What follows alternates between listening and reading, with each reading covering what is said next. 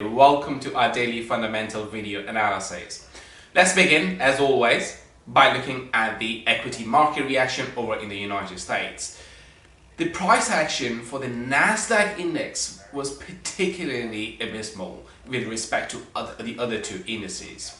Why? Because the Nasdaq index, as you can see in the chart, dropped by over 2%. The reason that I wanted to emphasize on this drop for the Nasdaq index is because since the COVID-19 low, it is your Nasdaq index which was the strongest index among the other two indices, the S&P and the Dow Jones.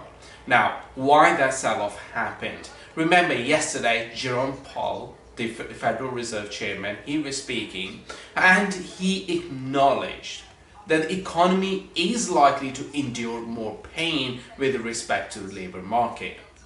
What he did say in his statement, and that kind of took the market, or it failed to show the market, was that yes, we do have other tools to prop up the market, to bring the economic growth back to its normality, but he said, he kind of pushed back with the notion of negative interest rate.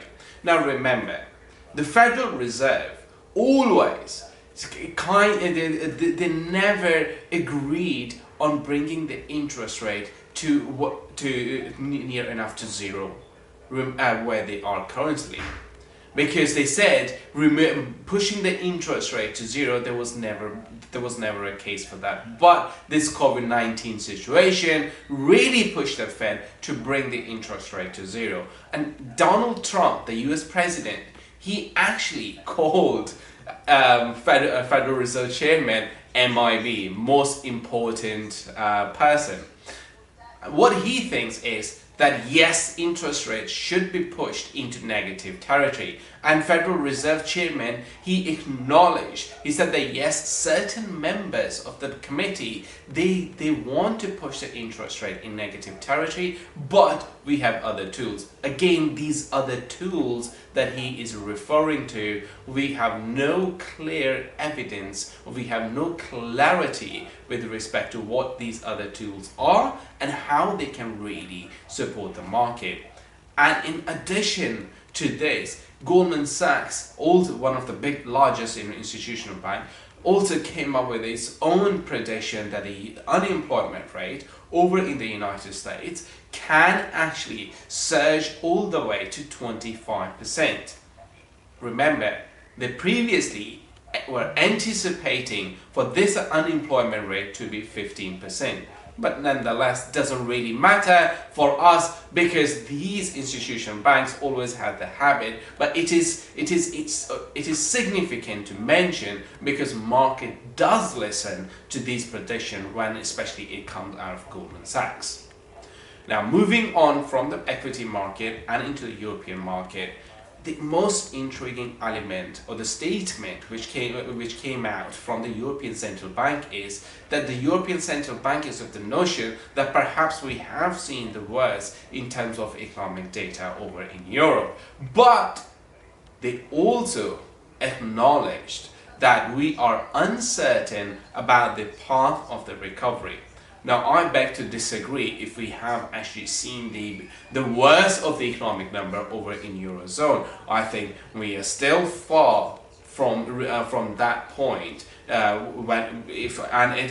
do not think that it is acute that we can really say that we have reached that low in the economic numbers. I anticipate for these economic numbers likely to continue their journey to the downside, and more feeble readings are very possible in the coming weeks and in the coming month.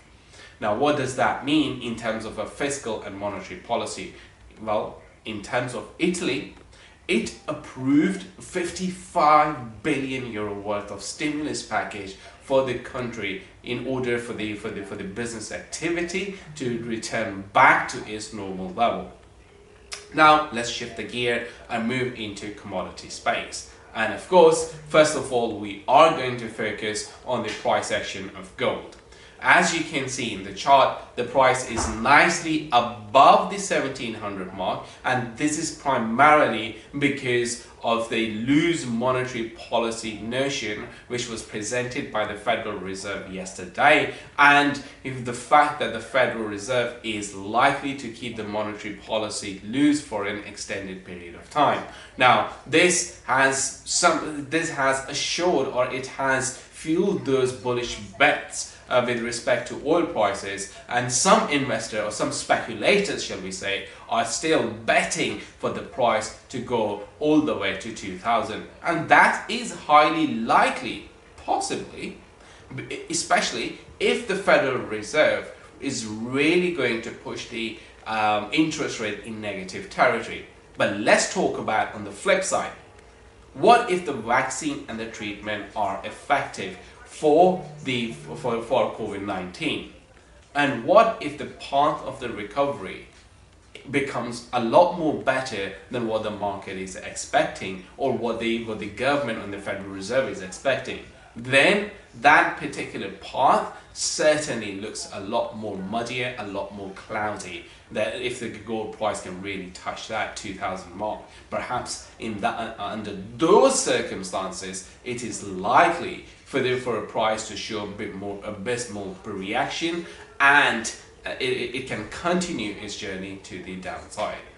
To finish off, in the commodity space, crude and Brent prices both are up by 2%, and the reason being because IEA, International Energy Association, has come out and then they made a comment that yes, perhaps we have seen the bottom. But we've already known that. We already know that yes, the price has already formed the bottom, but at the same time, we also know that the current demand doesn't permit the price to go above the $30 mark, and that is where the market is anticipating for a crude oil price to be by the end of this year. And if you look at the December contract, it is already trading in around that territory.